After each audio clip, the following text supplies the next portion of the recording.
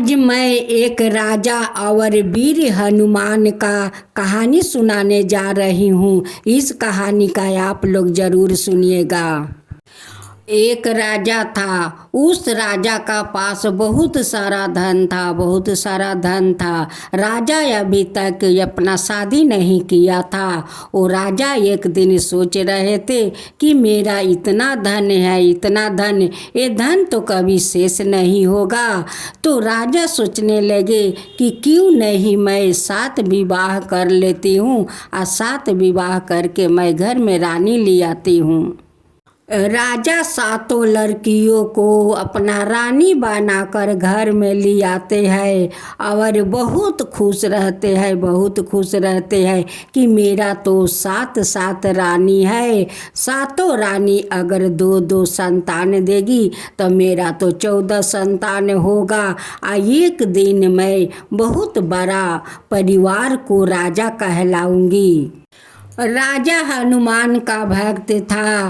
राजा अपना रानियों का पास एक रात रोज बिताते थे और रोज रानी के साथ वो बहुत खुश रहते थे।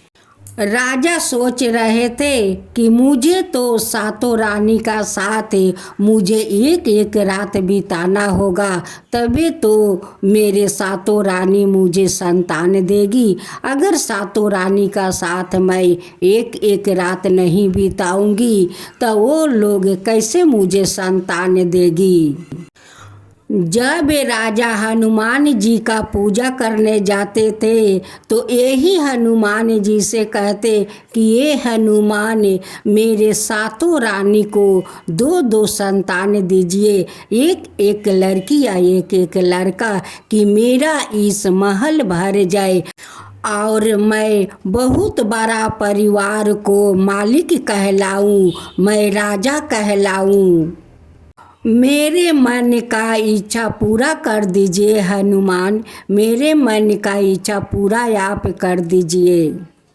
देखते देखते 7 रानी का 3 बरस बीत गया, फिर भी कोई संतान नहीं हुआ। राजा तो बहुत निराश हो गए कि 7 रानी का तो 3 बरस हो गया शादी का, लेकिन आज तक कोई संतान नहीं हुआ। मेरे मन का आशा लगता है वो पूरा नहीं होगा।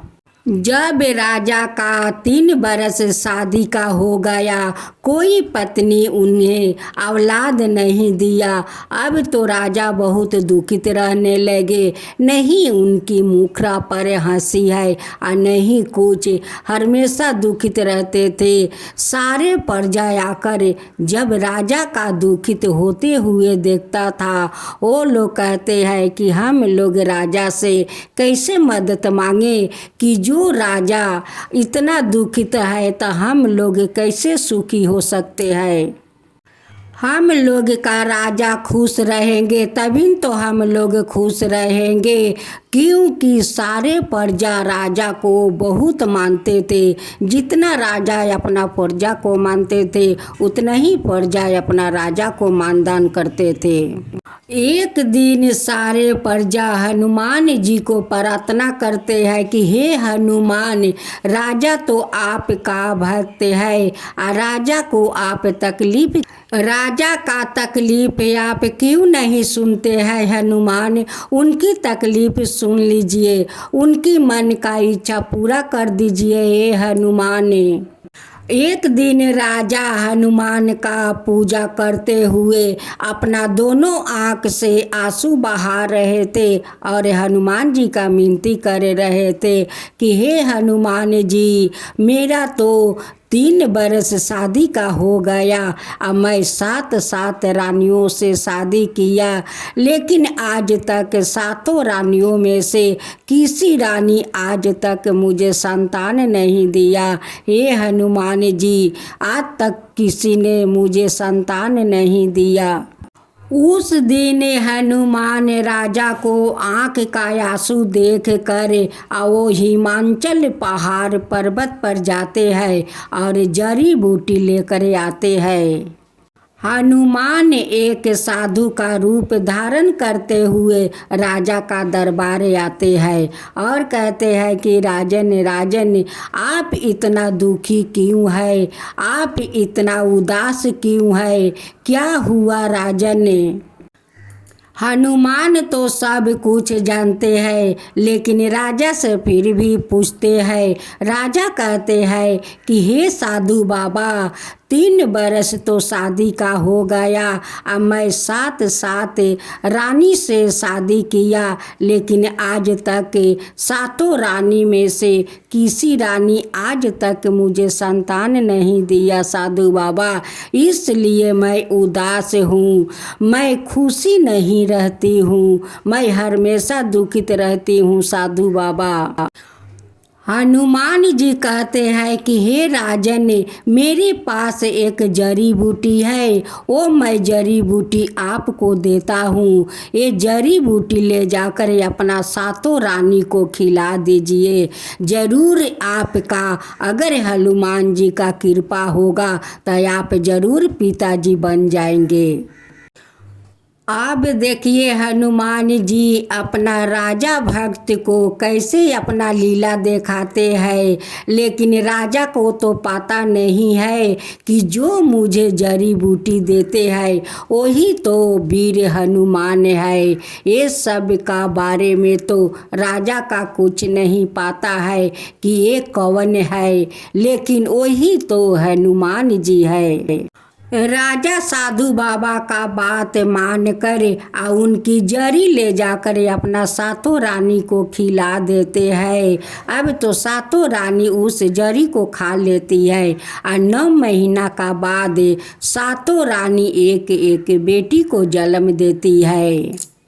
राजा अपना 7 बेटी को देखकर बहुत खुशी हो जाते हैं कि मेरा घर में 7 लक्ष्मी आई है। मेरे तो 7 पत्नियों वो 7 लक्ष्मी का जन्म दी है।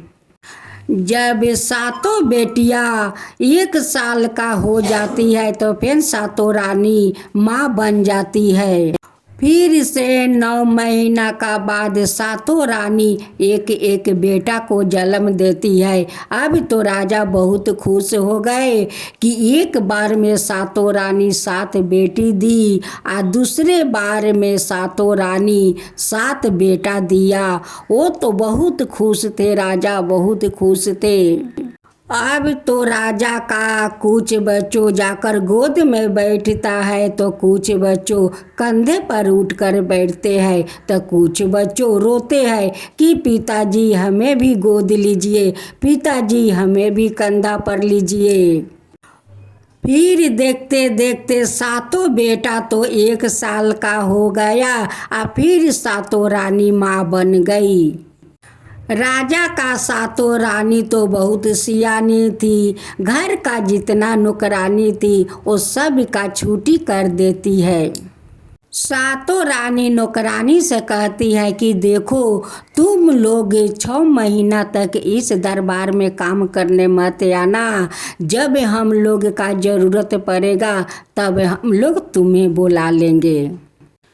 7 रानी इसलिए नौकरानी को 6 महीना के लिए छुट्टी दी थी कि वो लोग चाहती थी कि राजा ये सारे बच्चों को अपना गोद में बैठाकर आलार प्यार दे, बहुत सारा अपना बच्चों को साथ प्यार दे और साथ बिताए।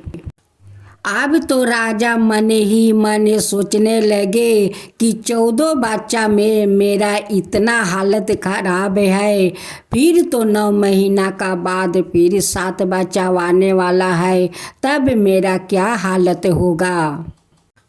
14 संतान का बोझ राजा का ढोते ढोते फिर 9 महीना का बाद 7 रानी 7 बेटी का जन्म देती है। राजा हनुमान से हाथ जोड़कर कहते हैं कि हे हनुमान, आपका ये कैसा लीला है। मैं तो आपसे 14 संतान को अनुरोध किया था, आप तो मुझे 20 पूरा दिया हनुमान, आप तो 20 पूरा दिया। 14 में तो मैं एक मुट्ठी शुद्ध भोजन नहीं कर सकता हूँ, अब 20 संतान में मैं कैसे 20 संतान को मैं लेकर कैसे भोजन करूँगी, कैसे भोजन करूँगी ये हनुमान, कैसे करूँगी आप बताइए, मैं कैसे करूँगी। ये आपका कैसा लीला है हनुमान। ये सब तो उस जरी का लीला था कि जो हनुमान जी दिखा रहे थे। जब तक उस जरी का एक्शन रहेगा तब तक वो लोग का संतान होते रहेगा। जब तक कि उस जरी को हनुमान जी आपस नहीं ले लेते हैं तब तक इस सिलसिला संतान को चलते रहेगा। राजा का हालत देख कर हनुमान जी उस राजा का सपने में जाकर दर्शन देते हैं और कहते हैं कि राजन ने और आपको संतान चाहिए। राजा कहते हैं कि हे वीर हनुमान, ये सब क्या लीला है, ये आपका लीला है, यह उस जरी का लीला है, ये सब क्या है हनुमान। देखिए मेरा हालत क्या हो गया है हनुमान, देखिए। हनुमान जी कहते हैं कि हे राजन, आप तो कहावत सुने होंगे कि एक पिपरा अगर हाथी का सूर में समा जाता है तो वो हाथी का क्या हालत होता है। आप तो 7 शादी किया कि मेरा 14 संतान होगा तब मेरा इस महल का बहुत बड़ा परिवार होगा। एक दिन इस बड़ा परिवार का मैं राजा कहलाऊंगी। तो लीजिए आप कहलाइए, देखिए आपको कितना बड़ा परिवार है कि आपको तो 20 परिवार हो गया। अब तो राजा उस हनुमान से हाथ जोड़कर विनती करते हैं कि हे हनुमान, ये अपना लीला हटा लीजिए, अब मुझे नहीं चाहिए हनुमान, मुझे क्षमा कर दीजिए, मुझसे बहुत भूल हो गया हनुमान जी, बहुत भूल हो गया कि मैं समझ नहीं पाया इस परिवार इस धन का चक्कर में मैं 7 विवाह कर लिया इस चक्कर में कि मेरे 7 पत्नी 2 संतान देगी तो मेरा घर में 14 संतान होगा। अब मैं एक दिन बहुत बड़ा परिवार को राजा कहलाऊंगी। ये हनुमान, मैं आपको बात समझ गया कि एक पिपरा हाथी का सूर में समा जाए तो उसका क्या हालत होगा, तो 7 पत्नी आ जाने से एक राजा को क्या हालत होता है। हे हनुमान, आपका सारा बात मुझे समझ में आ गया हनुमान। हनुमान जी कहते हैं कि हे राजन, आपका 14 ही संतान है, जो अभी 7 पुत्री हुई है वो आपका पुत्री नहीं है, वो तो 7 शक्ति है। आपको आँख खोलने के लिए ये 7 शक्ति आपका 7 रानी का गर्भ में धारण की थी, सो वो आपका वो पुत्री नहीं है, वो तो 7 शक्ति है। 7 शक्तियाँ कहती है कि हे राजन, अभी अभी जो वीर हनुमान जी बोले थे कि एक पिपरा हाथी का सूर में समा जाता है तो उसका क्या हालत होता है, अगर 7 पिपरा समा जाए तो उनकी क्या होगा। इसलिए किसी राजा कितना धनवान ना हो लेकिन 7 विवाह कभी करना नहीं चाहिए, नहीं अपना धन पर अहंकार करना चाहिए।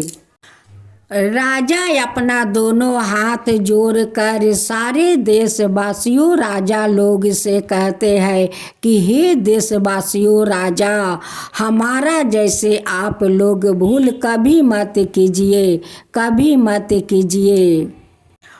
हे वीर हनुमान, आप जैसे उस राजा को आप आँख खोल कर देखा दिया, वैसा ही सब कोई के दिखाइए ये हनुमान, सब कोई के सही रास्ता दिखाइए।